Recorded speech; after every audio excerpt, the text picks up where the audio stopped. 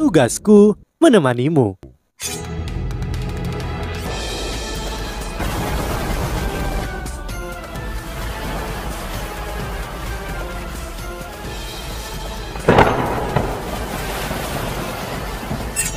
Hai sahabat Pasuk, kembali lagi bersama alur cerita versi novel Solen 2 Sekte Tang yang tak tertandingi. Jangan lupa like, subscribe, dan nyalakan tanda lonceng. Mari kita lanjutkan. Ada banyak alat jiwa pengintai udara di atas kota Matahari Timur. Akan sulit untuk mengerahkan 2 legionnaire jiwa lainnya. Jika 3 legionnaire jiwa menyerang bersama, mereka memang akan sangat merusak. Tetapi masalahnya adalah bahwa kita akan secara langsung dikenai senjata kita sendiri begitu pertahanan musuh yang terhubung diatasi, karena kita akan berada dalam formasi jiwa. Xiang Nanan menyadari betapa tidak dewasanya proposisinya setelah mendengarkan penjelasannya. Dia berubah sedikit merah dan berkata, "Maaf, aku tidak mempertimbangkan segalanya." Susan Si selalu tidak berdiri di sisi alasan. Dia memeluk Xiang Nanan dan dengar yang berkata, jangan khawatir, kamu juga benar." Wo Yuhao mengikuti dengan mengatakan, "Namun, aku masih harus menyesuaikan tenaga kerja kita. Jika kita berenam yang akan maju, aku tidak berpikir itu kombinasi yang ideal." Bebe berkata, "Yuhao, kamu tidak perlu merasa was-was. Kamu adalah komandan utama misi ini. Setiap orang akan mendengarkanmu. Kata-katamu adalah final." Wo Yuhao berkata, "Tujuan utama kita kali ini adalah untuk membunuh orang, atau setidaknya membuat para insinyur jiwa kehilangan kekuatan tempur mereka. Di bawah keadaan seperti itu, serangan kita sangat penting. Untuk tujuan keamanan, kita harus bersikap defensif. Itu sebabnya aku menyarankan kakak ketiga harus masuk. Namun selain dirinya, kita juga perlu mengirim pejuang paling ofensif kita. Itu sebabnya kakak keempat dan Xiao Xiao harus tetap di luar. Kakak tertua, kakak ketiga Wu Tong, kakak Cicuo Chen, Ye Guyi dan aku akan masuk berenam. Dengan cara itu, kita dapat mencapai efek terbesar. Kehancuran gabungan kita adalah yang terkuat." Xiao Xiao memutar bibirnya dan berkata, "Kamu tidak akan mengajakku bersenang-senang lagi. Baiklah kalau begitu, aku akan tinggal di luar dengan He Chaito." Xiang Nanan mengangguk dan berkata, "Aku baik-baik saja dengan pengaturan ini. Aku akan membantu Chaito mempersiapkan legion insinyur jiwa Sekte Tang." Wo Yuhao berkata, "Kita akan mulai. Kalau begitu, para senior aku akan mengundang kalian keluar ketika aku menemukan tempat yang bagus. Persiapkan legion insinyur jiwa Sekte Tang menjadi lengkap dan siap untuk menunggu perintah." Semua orang mengangguk dan dengan cepat kembali ke Damiplan Spektral melalui pintu. Hanya Wo Yuhao dan Tang Wutong yang tetap di luar. Setelah menutup pintu, Wo Yuhao memimpin Tang Wutong keluar dari penginapan dan berjalan menuju utara. 30.000 tentara itu tidak membuat mereka takut sama sekali. Prajurit biasa hanyalah umpan meriam di depan para insinyur jiwa. Bahkan jika ada beberapa mas roh, mereka tidak akan dapat menyebabkan banyak masalah juga.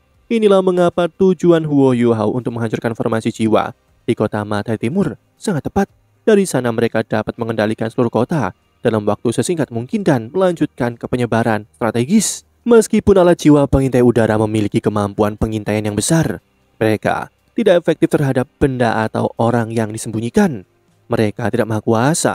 Namun, untuk melepaskan legion insinyur jiwa Sekte Tang, mereka harus membuat persiapan. Di mana tempat terbaik untuk mengumpulkan dan melepaskan mereka?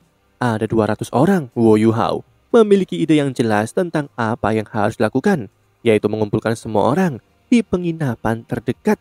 Di kejauhan tembok kota utara, kota Matahari Timur terlihat. Wo Yuhao menyempitkan mata dan mengungkapkan tatapan misterius di matanya. Formasi jiwa tidak jauh di depan mereka. Formasi jiwa ini dibangun dengan sangat rumit. Itu bergantung pada tembok kota utara.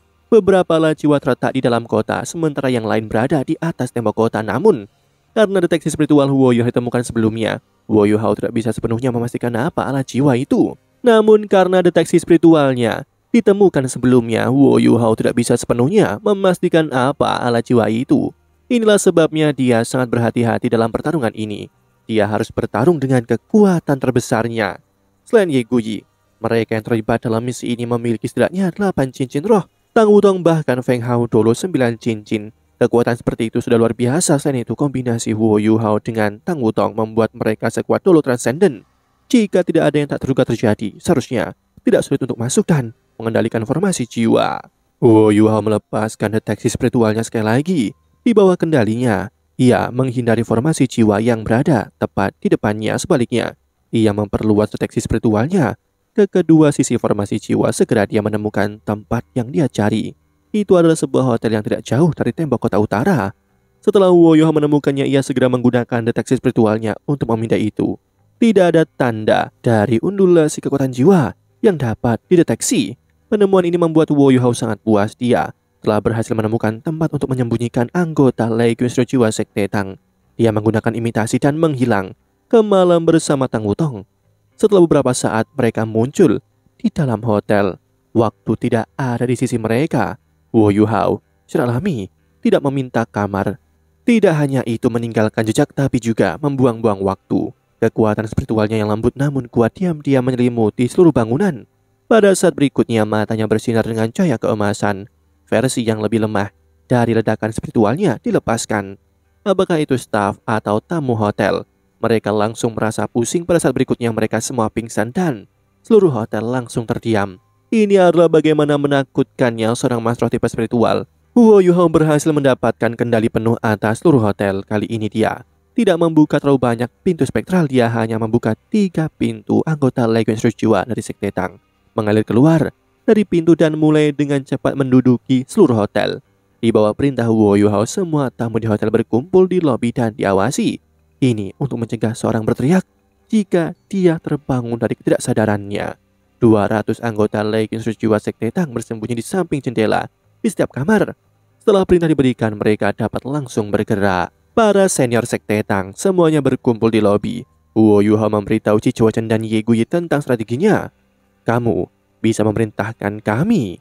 Qi Chuochen menjawab dengan cara yang paling sederhana. Dengan deteksi spiritual Wu Yuhao, dia selalu bisa melepaskan kekuatan bertarung terbesarnya. Wu Yuhao sedikit terdiam saat dia menghindari tatapan penuh gairah di mata Qi Chuochen. Dia menghela nafas tanpa daya. Dia tahu persis mengapa Qi Chuochen menatapnya dengan ekspresi seperti itu. Jelas bahwa dia ingin menantangnya untuk berkelahi. Ketika Wu Yuhao keluar dari kultivasi tertutup setelah 2 tahun, Qi Chuochen adalah yang paling bersemangat. Hanya saja Wu Yuhao pergi bersama Tang Wutong dalam misi segera. Setelah itu mereka direkrut untuk pertarungan ini, sehingga Qi Chuochen tidak punya waktu untuk menantang Wu Yuhao. Wu Yuhao memang sedikit takut dengan tatapan seperti itu di mata Qi Chuochen. Dia terlalu gila. Selain itu, selama 2 tahun terakhir kemampuan Qi Chuochen juga terus meningkat. Bahkan Wu Yuhao tidak bisa membedakan apa standarnya saat ini. Penting untuk dicatat bahwa Qi Chuochen adalah yang pertama di antara mereka semua yang menjadi dolo jiwa 8 cincin. Meskipun dia belum menjadi Feng Hao dolo, dia setidaknya berada di peringkat 88 atau 89. Lebih penting lagi kemampuannya tidak bisa hanya diukur menggunakan kultivasinya. Niat pedangnya yang menakutkan juga sangat mengerikan. Qi Chuochen hampir menjadi Feng Hao dolo. Seiring dengan niat pedangnya yang kuat, Wu Yuhao tidak percaya diri mengalahkannya. Meskipun dia selalu sangat percaya diri pada dirinya sendiri. Alasannya sangat sederhana. Qi Chuochen terlalu agresif. Mari kita bergerak. Kakak kedua, aku akan menyerahkan semuanya padamu. Tunggu sinyalku. Heja itu mengangguk pada Wu Yuhao. Setelah itu Wu Yuhao memimpin Bebe, Susan, Si Tang Wutong, Qi Chuochen dan Ye Guyi keluar dari hotel. Dia melepaskan imitasi dan menyembunyikan 6 dari mereka dalam kegelapan malam. Tidak hanya itu, tetapi deteksi spiritualnya juga dibagikan dengan teman satu timnya. Dia mengirim semua yang dia deteksi kepada mereka. Ketika mereka berada di sekitar 500 meter dari formasi jiwa, mereka berhenti. Formasi jiwa tidak terlalu terang, tampak agak redup, dan segala sesuatu tampak sangat sunyi di dalam. Karena beberapa bangunan memblokirnya, tidak jelas alat jiwa apa yang ada di dalamnya. Wu Yuhao berdiri di belakang Bebe dan Susan Si, sementara Tang Wutong berada di belakang Ye Guyi dan Qi Chuochen. Alat jiwa tipe terbang kelas 9 mereka dibuka pada saat yang sama. Melalui deteksi spiritualnya, Wu Yuhao berkata kepada yang lain, ketika aku berteriak, kumpulkan kekuatan jiwamu dan lindungi dirimu. Karena kekuatan tumbukan dari kecepatan tinggi akan sangat hebat. Baik, sisanya mengakui kata-katanya. Seketika, alat jiwa tipe terbang kelas 9 mereka menyala pada saat yang bersamaan. Lakukan sekarang! Teriak Wu Yuhao. Dia dan Tang Wutong meraih ke satu lengan mereka dan langsung meledak ke depan. Dan kekuatan dorongan yang sangat besar membuat mereka tampak seperti rudal. Mereka menyerbu ke arah formasi jiwa seperti sambaran petir. Saat mereka sepenuhnya melepaskan alat jiwa kelas 9 mereka, alarm memekakkan telinga terdengar di dalam formasi jiwa. Gelombang kekuatan jiwa dari alat jiwa kelas 9 terlalu kuat. Detektor kekuatan jiwa dalam formasi jiwa langsung mendeteksi keberadaan mereka. Seluruh formasi jiwa menyala hampir seketika. Cahaya lembut juga bersinar dari alat jiwa pertahanan terkait. Namun alat jiwa kelas 9 adalah alat jiwa kelas 9. Dalam sekejap Wo Yuhao, Tang Wutong dan yang lainnya sudah mencapai kecepatan supersonik. Hanya dalam sekejap mata mereka mencapai 500 meter dan langsung menabrak jalan mereka ke formasi jiwa. Akibatnya pertahanan yang terhubung hanya muncul setelah mereka masuk. Wo Yuhao secara alami tidak perlu menyembunyikan mereka lagi. Dia melepaskan deteksi spiritualnya dan menelan seluruh formasi jiwa. Sinar jiwa yang tak terhitung jumlahnya segera dilepaskan menelan 6 dari mereka. Kecepatan reaksi mereka cepat. Itu bahkan lebih cepat daripada formasi jiwa di pegunungan Mingdo. Jelas para instruktur jiwa di sini sangat lengkap dan sangat berpengalaman. Wo Yuhao tidak punya waktu untuk takjub. Dia melepaskan deteksi spiritualnya ke segala arah seolah-olah dia bahkan tidak melihat sinar jiwa yang tak terhitung jumlahnya yang ditembakkan padanya. Cahaya emas gelap berserakan dan berubah menjadi penghalang logam. Itu mengisolasi sinar jiwa. Susan setelah bergerak di belakang Tang Wutong. Sayap kupu-kupu bercahaya terbuka. Tiba-tiba ia menyerang ke arah sinar jiwa. Ketika ledakan luar biasa terdengar, sinar jiwa berhenti menembak. Itu juga pada saat ini bahwa seluruh formasi jiwa menyala seterang siang hari. Ekspresi Wo Yuhao juga sedikit berubah. Jelas ekspresinya berubah karena dia telah menerima kabar buruk dari deteksi spiritualnya. Masalah pertama yang dia temukan adalah bahwa formasi jiwa ini jauh lebih besar daripada yang dia duga. Selain itu, alat jiwa di bagian atas dan bawah tembok kota membentuk dua formasi pertahanan terkait yang berbeda. Ini juga berarti bahwa formasi pertahanan yang terkait di atas tembok kota masih efektif terhadap mereka, meskipun mereka sudah menyelinap ke formasi jiwa. Terlepas dari ini, Wo Yuhao juga merasakan dua aura kuat di dalam formasi jiwa ini. Itu adalah aura yang mengancam mereka. Mereka mungkin adalah dua Feng Hao Dolo. Sebenarnya ada dua Feng Hao Dolo yang memegang benteng di kota yang sangat utara ini. Namun Wo Yuhao segera mengerti mengapa Kekaisar Ryu memiliki pengaturan seperti itu di sini. Terbukti ancaman yang ditimbulkan oleh monster roh akuatik agak mengerikan. Inilah mengapa mereka membutuhkan seseorang yang kuat untuk memegang benteng. Dua Feng Hao Dolo tidak dianggap terlalu menakutkan. Yang menakutkan adalah bahwa kedua Feng Hao Dolo ini kemungkinan adalah instruktur jiwa kelas 9 juga. Kekuatan formasi jiwa jelas berbeda dengan dua instruktur jiwa kelas 9 yang memerintahkannya. Sementara Wo Yuhao membuat penilaian seperti itu, dia langsung bereaksi. Lidahnya mata takdirnya terbuka. Sama seperti dia menyebarkan kekuatan spiritualnya. Tanpa konservasi, dia melepaskan serangan kuat dari spiritual blast-nya. Instruktur jiwa yang lebih dekat dengan formasi jiwa langsung terbunuh saat kepala mereka meledak.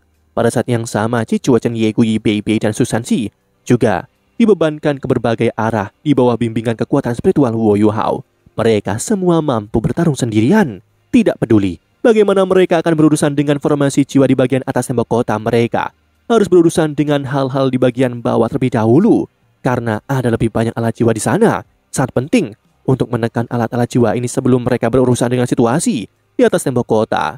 Di sisi hotel, Hechaito berdiri di depan jendela di lantai 3. Dia diam-diam mengamati formasi jiwa. Tiba-tiba matanya bersinar dan dia berteriak melalui alat jiwa transmisinya. "Saudaraku, ikuti aku." Ketika dia berbicara, dia maju ke depan seperti bom. Dia memecahkan jendela dan terbang keluar. Xiao Xiao, Jiang Nanan dan yang lainnya mengikuti dari belakang. 200 instruktur jiwa sekte Tang juga menyerbu keluar dari hotel. Mereka naik ke udara di bawah kepemimpinan Hechaito. Mereka membentuk formasi lingkaran dan pertahanan yang terhubung langsung terbentuk di bawah perintah Hechaito. Setelah itu setiap instruktur jiwa mengangkat meriam tinggi ke bahu mereka dan dengan ganas menembakkan ke arah tembok kota utara. Ini terjadi karena Wo Yuhao baru saja memberitahu Hechaito melalui deteksi spiritualnya untuk memimpin serangan habis-habisan sebagai cara menekan formasi jiwa di bagian atas tembok kota utara. Jika tidak, Wo Yuhao dan yang lainnya mungkin akan terluka parah jika mereka mencoba untuk berjuang naik. Begitu mereka menunda dan mengizinkan lebih banyak instruktur jiwa untuk terhubung, misi mereka akan menjadi semakin sulit. Demikianlah kisah untuk kali ini. Sahabat Pasuk, jangan sedih, jangan bimbang, apalagi galau, karena aku kan selalu menemanimu.